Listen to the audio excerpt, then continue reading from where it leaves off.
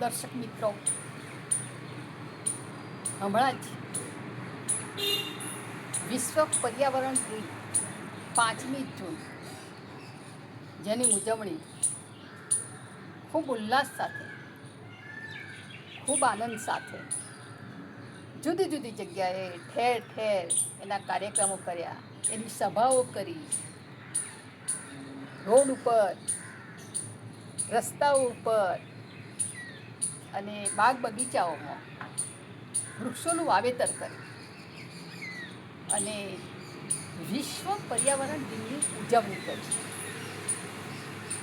પર્યાવરણ એ આપણને જીવન આપે છે, જીવંત રાખે છે.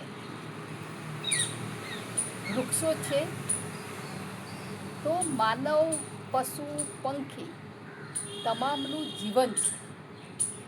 જો વૃક્ષો ના હોય તો એટલી બધી વિપરીત અસર એનાથી થાય કે વિશ્વમાં, આ ધરતી પર જે જીવો જીવે છે એ જીવોને જીવવું ખૂબ મુશ્કેલ બની જાય. મતલબ કે જીવોનું પર્યાવરણ ખતમ થઈ જાય.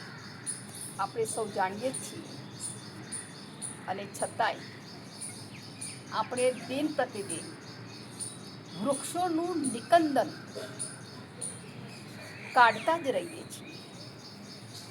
સામે વૃક્ષો આપણે વાવીએ છીએ, પરંતુ એનું જતન કરવામાં ખૂબ પાછળ છે. એકવાર વૃક્ષ વાવ્યા પછી એને ખાતર, પાણી એને આપવું જોઈએ. નિયમિત અમુક ગાળાના અંતરે એને પાણીનું સિંચન કરવું જોઈએ.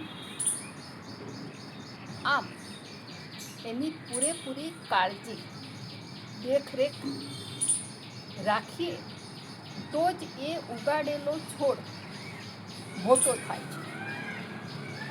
આજે વૃક્ષોનું નિકંદન એટલું બધું થઈ ગયું છે કે આપણે જ્યારે એક મુદ્દાની વાત કરીએ કે મોટી જાહેરાત આપવામાં આવતી હોય, સભાઓ ભરવામાં આવતી હોય અને કાર્યક્રમો રાખવામાં આવતા હોય, એ જગ્યાએ આપણે ભૂલવું ના જોઈએ. ત્યાં વૃક્ષો ઊભા હતા. એ વૃક્ષોને કાપીને એ જાહેર સભાઓ, કાર્યક્રમોની જગ્યા બનાવી છે. સાથે રેલવે સ્ટેશનો હોય, બસ સ્ટેશનો હોય, મોટા મોટા વિશાળ ડેવલપ કર્યા છે. એ જગ્યાએ પણ વૃક્ષો ઊભા હતા અને વૃક્ષો કાપીને એ જગ્યા આપી છે રેલવે સ્ટેશનને, બસ સ્ટેશનને અને નાના નાના કે મોટા મોટા પાર્કિંગ સ્ટેશનોને. એટલે એ વૃક્ષો કાપીને એ જગ્યા બની છે.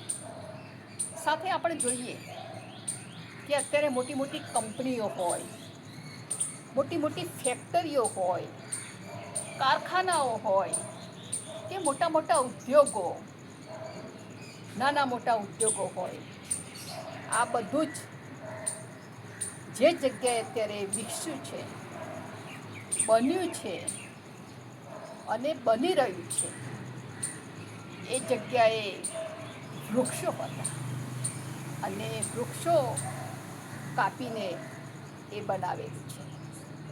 આપણે જોઈએ તો શાળાઓ, કોલેજો, યુનિવર્સિટીઓ, શૈક્ષણિક જુદી જુદી સંસ્થાઓ જે બની છે, એ જગ્યાને વિશાળ કરી ત્યાં એ બધી સંકુલો બનાવવા માટે જે જગ્યા તૈયાર કરી, એ જગ્યાએ પણ વૃક્ષો જ ઊભા હતા.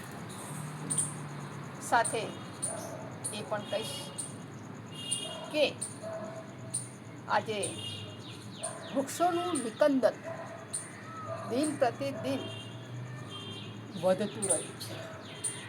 પરંતુ એ નહીં ભૂલવું જોઈએ કે આપણે જ્યારે બળબડતો જેઠ હોય કે વૈશાખ હોય તો આપણે ચાલતા ચાલતા સાઈડો શોધીએ છીએ કે ક્યાંક મોટું વૃક્ષ મળી જાય તો થોડું 5-10 મિનિટ ત્યાં શાંતિથી ઊભા રહે.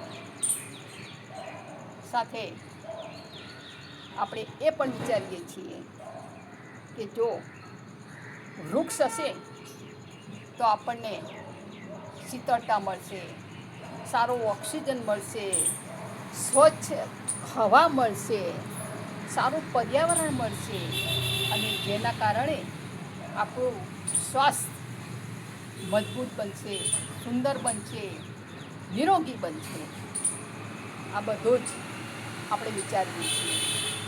સાથે એક કઠિન પરિસ્થિતિ ઊભી થઈ છે કે આજે જે જગ્યાએ જે ખેતરોમાં પુષ્કળ પ્રમાણમાં વૃક્ષો ઉભેલા હતા એ જમીનો દિન પ્રતિદિન બિનખેતી કરીને જે વૃક્ષો હતા જ્યાં વાવેતર થતું હતું, જ્યાં અનાજનું ઉત્પાદન થતું હતું, એ જગ્યાએ આજે કોન્ક્રીટના જંગલો, મોટા ને મોટા, ઊંચા ને ઊંચા ફ્લેટો બની ગયા છે અને એ ફ્લેટો એક મનુષ્યના માળા તરીકે આપણને જોવા મળે છે.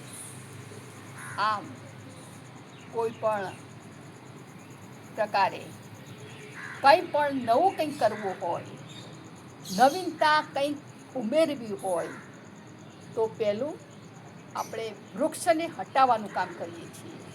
કારણ કે વૃક્ષ આપણને નડે છે, રસ્તામાં આવે છે. જો વૃક્ષ હશે તો આપણી જે યોજના છે એ સફળ નહીં થાય. પરંતુ સૌએ આજે વિચારવાનો સમય આવી ગયો છે કે પર્યાવરણને જાળવી રાખો તો જ આપણે બધા જ જીવી શકીશું.